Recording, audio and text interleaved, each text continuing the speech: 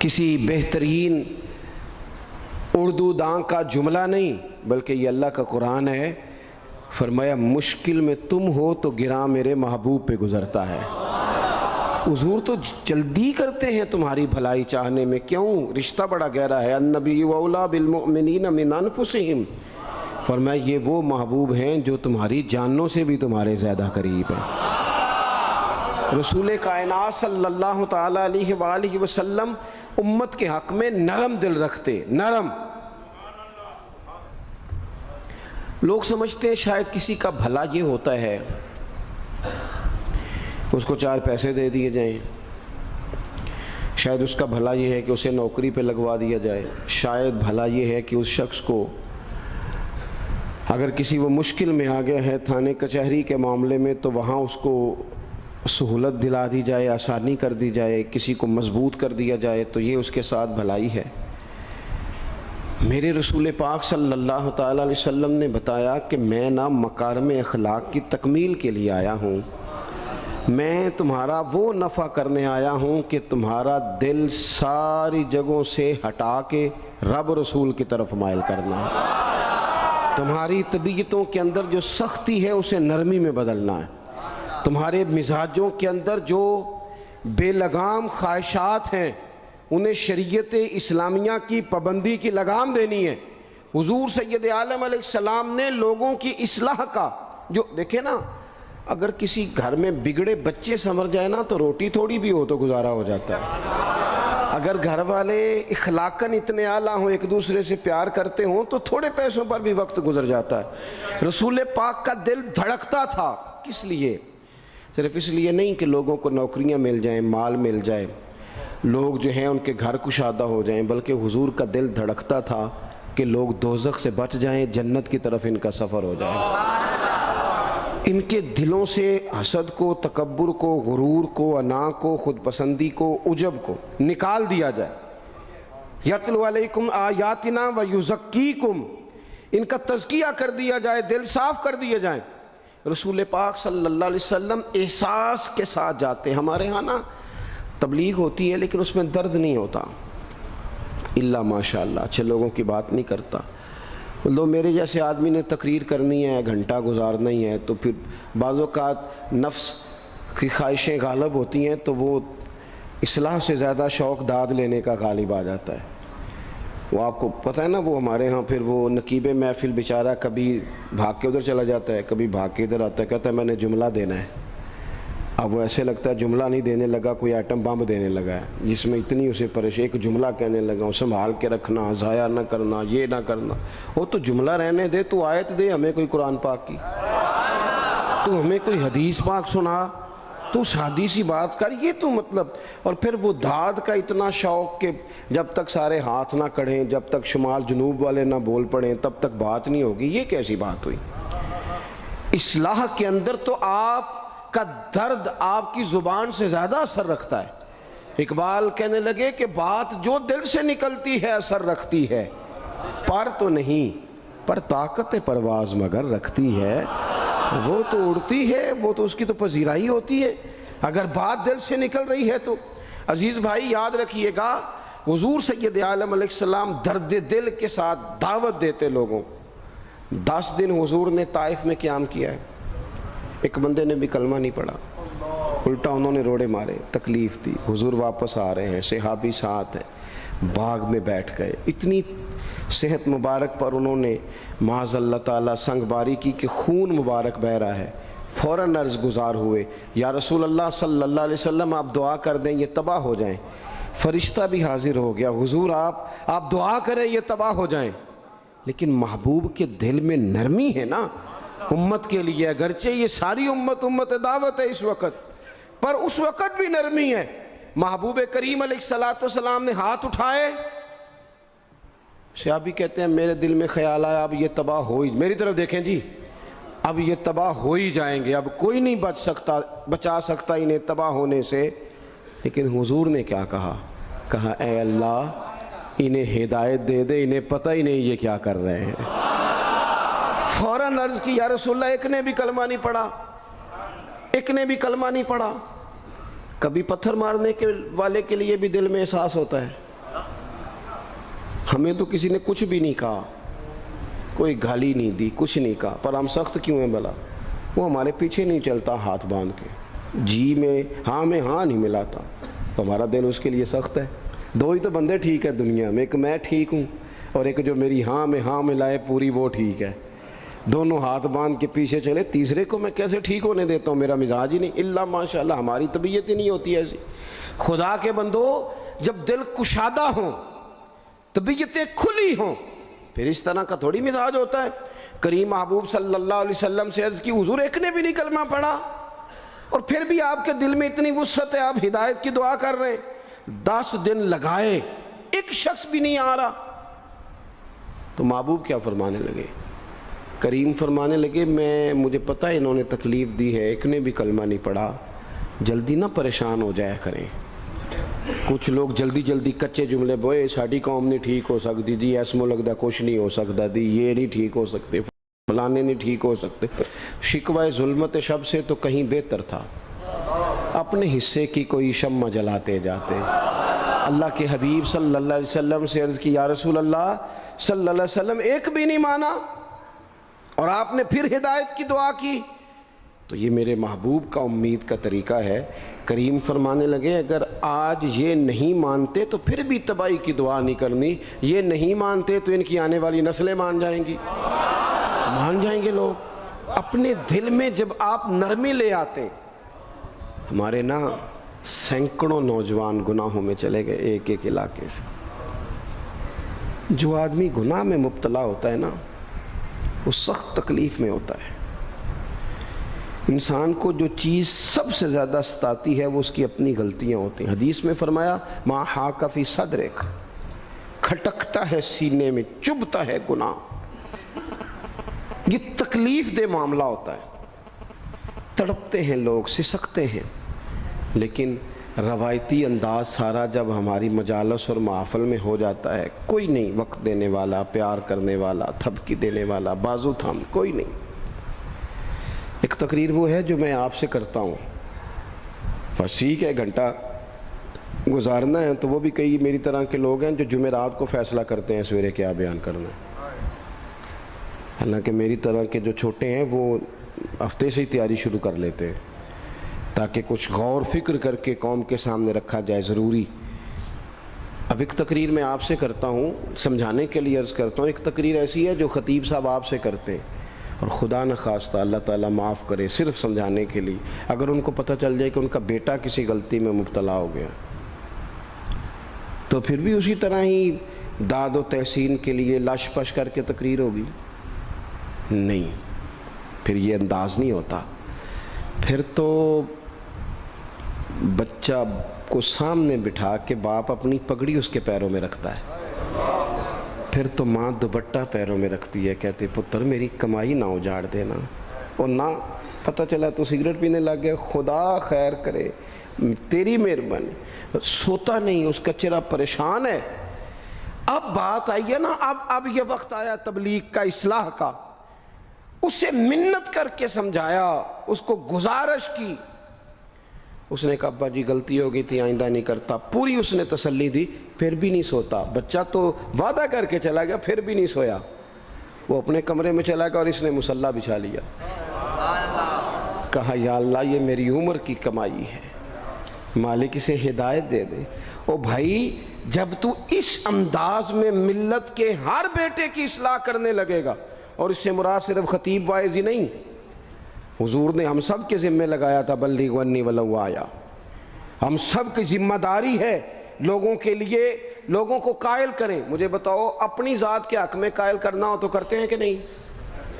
ہوتا ہے نماز کی دعوت ہم کیسے دیتے ہیں؟ ہم کہتے ہیں پڑھ لیے کر نماز، اتنے پیسے کہاں لے کے جائے گا، یہی دعوت ہوتی ہے نا۔ وہ کہتا ہے تو نے اپنی قبر میں جانا اور میں نے، یہ تو ہے ہمارا دین کے حق میں۔ وہ محفل میں آنا اگر ٹائم ملا تو ٹھیک، یہ ہے دین کے حق میں۔ اور جب اپنی باری آئے، کسی سے 50,000 روپے چاہیے تھے، فون کیا اس کو، ملنا تھا، وہ کہتا حکم کریں، کہتے نہیں ٹیلی فون والی بات نہیں، کہتے میں تو 2 بجے ملوں گا، تو 2:30 بجے مل، پر میں مل کے کرنی ہے۔ پھر جاتے ہی اس سے 50,000 مانگا نہیں، پہلے منت کی، دکھ سنایا، پھر اسے ثابت کرایا کہ تیرے علاوہ دینا بھی کسی نے نہیں، سارے غلط بندے ہیں، تو ٹھیک ہے معاذ اللہ۔ پھر اس کو یہ بھی ثابت کرایا وقت پہ واپس کر دوں گا۔ اتنی ساری گزارش کر کے رو دھو کے جب وہ پورا قائل ہو گیا تو آخر میں کہا مجھے 50,000 ہے۔ صحیح کہہ رہا ہوں؟ ہاں نہ تو کرو نا، چلو ہلکا سا ایسے ایسے تو کرو نا، ہوتا ہے کہ نہیں ایسے؟ او بھائی اپنے حق میں قائل کرنا تھا تو تجھے سارا طریقہ آتا تھا، اور رب رسول کے حق میں قائل کرنے کا تجھے طریقہ ہی نہیں آتا، تجھے پتہ ہی کوئی نہیں کہ کیسے قائل کرنا ہے۔ اپنے لیے تو نے قائل مائل کرنا تھا، سارا پتہ تھا، سب خبر تھی کیسے منانا ہے، اور کسی کو مسجد کے لیے منانا تھا تو کہتا ہے جی میری کو مانتا ہی نہیں، میری کون سنتا ہے۔ آپ جب تک اس درد سے، زازان نام کا ایک گویہ تھا بغداد میں، گاتا تھا، آواز بڑی سریلی تھی، بڑے لوگ اس کے گرد جمع ہو جاتے، حضرت عبداللہ ابن مسعود رضی اللہ تعالیٰ عنہ، حضرت عبداللہ ابن مسعود، یہ وہ خوبصورت ہستی ہیں کہ محبوب نے فرمایا ان سے قرآن سیکھا کرو، یہ اسی طرح پڑھتے ہیں جس طرح میرے اوپر نازل ہوا تھا۔ حضرت عبداللہ ابن مسعود رضی اللہ تعالیٰ عنہ صحابہ میں مفتی، صحابہ میں قاری، بڑے آدمی۔ حضرت عبداللہ ابن مسعود ایک دن گزر رہے تھے کسی مقام سے جہاں بھی وہ رہتا تھا، تو وہاں اللہ معاف فرمائے گانے بجانے کی مجلس سجی ہوئی تھی، وہ گا رہا تھا، آپ گزرے تو کانوں میں ہلکی سی آواز گئی، قریب ایک شخص سے پوچھا یہ کون ہے، کس کی آواز ہے؟ کہا حضرت یہ زازان نام کا ایک گویہ ہے۔ وہیں کھڑے کھڑے درد سے کہنے لگے کتنی سونی آواز ہے، کاش یہ قرآن پاک کی تلاوت کرتا، اتنی خوبصورت آواز ہے، کوئی تو ہو نا جو اس درد سے بات کرے، کاش یہ قرآن پاک پڑھتا۔ اور پھر دعا مانگتے آگے تشریف لے گئے۔ وہ جوان تھا، فارغ ہو کے باہر نکلا، لوگوں کا رش تھا، ایک شخص نے اسے روکے، کہا زازان ادھر آ، پتہ آج کیا ہوا؟ کہا جناب کیا؟ کہنے لگے جانتے ہو حضرت عبداللہ ابن مسعود کو؟ کہا جانتے ہیں۔ فرمایا وہ صحابی رسول صلی اللہ علیہ وسلم آج گزرے، تیری آواز ان کی سماعتوں سے ٹکرائی تو فرمانے لگے کاش یہ قرآن پاک پڑھتا۔ کہنے لگا صحیح بتاؤ انہوں نے میرا نام لیا ہے؟ صحیح بتاؤ میرے لیے کہا انہوں نے؟ میرے جیسے شخص کے لیے؟ میں سوچ بھی نہیں سکتا، میں کہاں وہ کہاں، میرا نام لیا ہے؟ کہاں؟ تھوڑی دیر رکا، چند لمحوں پتہ نہیں سوچیں کہاں کہاں کا سفر کر کے آئیں، وہ ساری سوچیں درد بن کے آنسو بنی، اور پھر آنسو داڑھی پہ ٹپکے چہرے پہ آئے۔ پھر لوگوں سے پوچھنے لگا گھر کا پتہ بتاؤ گے؟ کہا وہ فلاں جگہ پہ موجود ہیں۔ دوڑا گیا، دروازے پہ دستک دی، حضرت عبداللہ ابن مسعود آئے، کہا کون ہو بیٹا؟ کہنے لگے حضور میں وہی ہوں جس کے بارے میں آپ نے کہا تھا کاش یہ قرآن پڑھتا، میں آ گیا ہوں، پڑھا دے مجھے قرآن پاک، پڑھا دے۔ کوئی بیٹھا ہوا مجھے دور دعا دیتا ہے، میں ڈوبتا ہوں پر سمندر اچھال دیتا ہے۔ کسی سے تو آپ پیغام حق کہیں، کسی کو تو دعوت خیر دیں، یہ سب سے بڑا بھلا ہے۔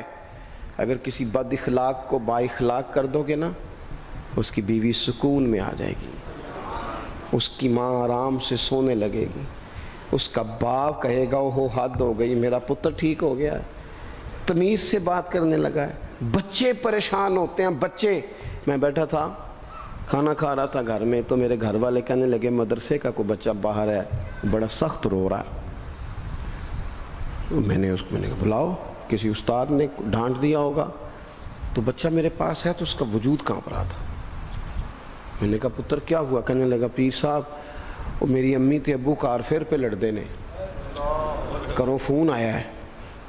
تو میں نے کہا بیٹا پریشانی کی کیا بات ہے؟ کہنے لگے بڑی سخت لڑائی ہوتی ہے، میرے والد میری اماں کو مارتے ہیں، پھر ہم سارے بہن بھائی نا چار پنجوں کے نیچے چھپتے ہیں، تو وہ دور ہیں، اس وقت تو 1.5 گھنٹے کا فاصلہ ہے، دور ہے میرا گھر، پر پتہ نہیں ہمارے گھر کیا ہو جائے گا۔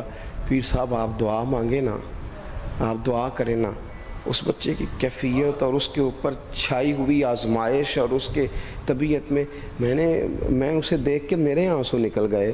کچھ دنوں کے بعد میں نے اس کے باپ کو بلایا، میں نے کہا خدا کے بندے، تیری انا اور تیری بیوی کی انا اتنی سخت ٹکراتی ہے کہ تیری اولاد پیس کے رہ گئی، کاش تو رسول اللہ کی اس صفت سے آگاہ ہوتا کہ خدا کے بندوں کو معاف کر دو، اللہ تمہیں معاف فرما دے گا۔ کاش تمہارے اندر وہ کیفیات ہوتی۔ تمہارے بچے میلوں دور رہ کے بھی تڑپتے ہیں کہ جانے گھر میں، کیوں؟ اس لیے کہ گنجائش نہیں دلوں میں، کوئی اخلاقی تعلیم نہیں۔ ہم نے اپنے گھروں کو خود اپنے ہاتھوں سے اتنا آزمائش کا گھڑا بنا لیا ہے، لڑائیاں، جھگڑے، مصیبتیں۔ کیوں؟ کہ پیسوں کی تو تبلیغ روز ہوتی ہے کہ کمانے چاہیے، مال کی تبلیغ تو روز ہوتی ہے، درد نہیں بٹتا، اخلاق کی بات نہیں ہوتی۔ او سجنوں، ہمارا غریب گھر تھا، پر میرے ابا جی جب گندم کا سیزن ختم ہوتا گھر میں لے کے آتے تو ہمارے گھر کے سین میں کھڑے ہو کے فرماتے، لو پتر کسے دا گھر وال نہیں تکنا، میں دانے پاتے نے پھڑو لیتے تھے تو اڈی ماں نے اچار پا دیتا ہے، اب پرواہ نہیں۔ اس سادگی کے ساتھ، اس آسانی کے ساتھ گزارا ہوتا تھا۔ میں نے ایک دفعہ کہا، میں نے کہا ابا جی لوگ بڑا بڑا پیغام دیتے ہیں، پیسے کماؤ پیسوں، آپ نہیں دیتے پیغام، چلیں یہ بتا دیں کوئی شے پسند نہیں کھانے میں؟ کہنے لگے بیٹا بھوک لگی ہو تو ہر شے پسند ہو، نہ لگی ہو تو نخرا ہی نخرا، اگر طلب ہوگی تو یہ بھی تمہیں نفع دے گا، لیکن اپنے گھر میں سکون رکھنا، اطمینان رکھنا، اس ٹینشن سے اپنے ایک دوسرے کو اخلاق کا سبق پڑھائیں، دلوں کی نرمی کا درس دیں، تھوڑی سی کوشش کریں جس سے ہمارے گھر بچ جائیں، اور اگر کوئی بندہ گناہگار نظر آئے تو اس پر تنقید نہ کریں، تنقید نہ کریں، مجھے صحیح بتانا، دل پہ ہاتھ رکھ کے۔ خدا نہ خواستہ کسی کا بچہ بچی معاذ اللہ، اللہ بچائے سب کو، بگڑ جائے تو کیا وہ چوک میں کھڑے ہو کے چسکے لے لے کے بتائے گا کہ بچہ میرا بگڑ گیا ہے؟ بولو سارے، بولو جلدی سے۔ تو پھر پڑوسیوں کا بچہ بگڑا ہے تو پھر چسکے کیوں لیے؟ گلی میں کسی کی بیٹی سے معاذ اللہ خدا نہ خواستہ کوئی ایسی غلطی ہو گئی تو جگہ جگہ باتیں کی، تیاں سانجیاں نہیں ہوندیاں؟ اپنے بچے کے بارے میں جب تو کہتا ہے چھپ جائے بات، دیکھنا۔ حضرت سیدنا جنید بغدادی کہتے ہیں میرے ماموں تھے حضرت سری سختی، میں اپنے ماموں سے ہی بیعت تھا، انہی کی خدمت میں رہتا تھا۔ فرماتے ہیں ہم جا رہے تھے، ایک دن انہوں نے چھڑی پکڑی ہے، ایک ہاتھ میں مجھے تھاما ہے، تھوڑا آگے گئے تو رش تھا، چند لوگ کھڑے تھے، تو حضرت سری سختی مجھ سے کہنے لگے جنید دیکھ تو صحیح رش کیوں ہے؟ تو میں گیا تو ایک نوجوان شراب پی ہے، معاذ اللہ نشے میں دھت لیٹا ہے، ارد گرد لوگ کھڑے، اور وہ چونکہ پوری طرح اس پر نشہ غالب ہے تو اول فول باتیں کر رہا ہے، لوگ بھی اس کے ساتھ جو ہے وہ ہنسی مذاق کر رہے ہیں، اس کا مذاق اڑا رہے ہیں، رش ہے۔ میں نے آ کے کہا حضور دفع کریں، ایک شرابی لیٹا ہے، لوگ بھی مذاق اڑا رہے ہیں اور بس ایسے شغل لگا ہوا ہے۔ سارے لوگ تماش بین نہیں ہوتے۔ ہاں حضرت فرمانے لگے نہیں جنید ایسے کیسے چلے جائیں، چل نہ مجھے لے چل۔ کہتے ہیں بوڑھے شیخ، ہاتھ میں نے تھاما تو وہاں لے گیا، حضرت نے لوگوں کو ڈانٹا چلو دوڑو۔ پرانے زمانے میں لوگ بزرگوں کی حیا کرتے تھے، سب لوگ وہاں سے چھٹ گئے۔ کہتے ہیں مجھے فرمانے لگے جنید جا پیالے میں پانی لا۔ کہتے ہیں میں ایک پیالے میں پانی بھر کے لایا، انہوں نے اپنے بوڑھے ہاتھوں سے اس کا منہ دھویا، اس کے چہرے پہ پانی ڈالا، اس کا منہ صاف کیا، پھر اسے کھڑا کیا، اسے گھر بھیجنے کو کہا۔ کہتے ہیں وہ وہیں ایک کونے میں سائیڈ پہ ہو گیا تو حضرت نا منہ دھو کے نا تھوڑی دیر چپ کر گئے، پھر 2-3 لمحے گزرے تو ان کی آنکھوں میں زور زور سے آنسو ٹپکے اور ہاتھ اٹھا کے کہنے لگے مالک میں تیرا کمزور بندہ ہوں، میں منہ دھو سکتا تھا، میں دل تو نہیں نہ دھو سکتا، جو میرے اختیار میں تھا میں نے کر دیا، باقی تو مقلب القلوب ہے، کر نہ کرم۔ یہ کسی ماں کا بیٹا ہے، کسی خاتون کا شوہر ہے، او بھائی جو نشے پہ لگ جائیں ان کے بچے باپ کے ہوتے ہوتے یتیموں جیسی زندگی گزارتے ہیں، لوگوں کے مانگ کے کپڑے پہنتے ہیں۔ کسی نے کہا تھا اگر دشمن سے زیادہ بدلہ لینا ہو تو اسے قتل نہ کرو، نشے پہ لگا دو۔ معاذ اللہ، اتنا لوگوں نے، کتنا عام نشہ ہو گیا۔ کہا اللہ میں نا منہ دھو سکتا ہوں، دل نہیں، دل تو دھو سکتا ہے، دھو دے۔ کہتے ہیں یہ کہہ کہ حضرت اٹھے تو میں نے عرض کی حضور ویسے منہ دھویا کیوں آپ نے؟ تو فرمانے لگے اس لیے دھویا ہے کہ جب تک منہ سے بدبو آتی رہے گی جتنے لوگ سونگتے رہیں گے اس کے شرابی ہونے کے گواہ بنتے رہیں گے، میں نے اس لیے دھو ڈالا ہے کہ ہو گئے پیچھے جو ہو گئے مزید گواہ نہ بنے، حضرت سری سختی کہتے ہیں میں نے، حضرت جنید بغدادی کہتے ہیں میں نے اسی رات تہجد کے وقت اٹھ کے حضرت کو وضو کرایا، میں نے ان کا بازو تھاما، میں ہی ان کو مسجد میں لے کے گیا۔ کہتے ہیں جب ہم مسجد میں پہنچے تو وہ کل دوپہر والا شرابی ہم سے پہلے مصلی پہ بیٹھا تھا۔ کہتے ہیں میرے دل سے آوازیں نکل رہی تھی شیخ دیکھ لو پھر مالک کتنا کریم ہے، آپ نے منہ دھو ڈالا تھا، رب نے دل بھی دھو ڈالا، کرم فرما دیا۔ کوئی ہو نا جو ایسا کرے؟